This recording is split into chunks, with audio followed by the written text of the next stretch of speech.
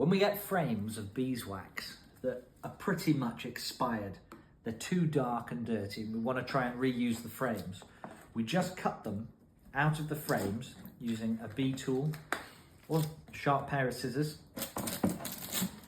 and we drop them into a bucket. And when we've got enough of this, there will still be residual beeswax in there.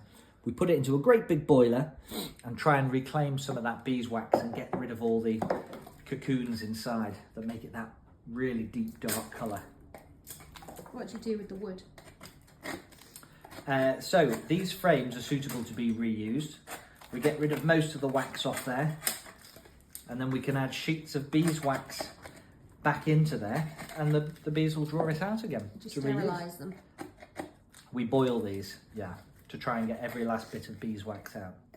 I can see lots of boxes behind you. How many frames have you cleaned or intend to clean? I think we've probably got about 40 boxes, and there's what, 10 or 11 in each box, so what's that, 440 frames?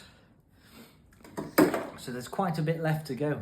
How long are you going to be doing this for? Days and days, and even longer when you take into account how long it takes to put a sheet of beeswax in. So you did lollipop sticks last year. Yeah.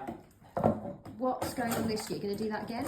So the lollipop sticks worked brilliantly as long as it was sandwiched between two frames. So you take these two frames of beeswax. If you put a frame in between there and these are drawn out perfectly, the bees drew it perfectly.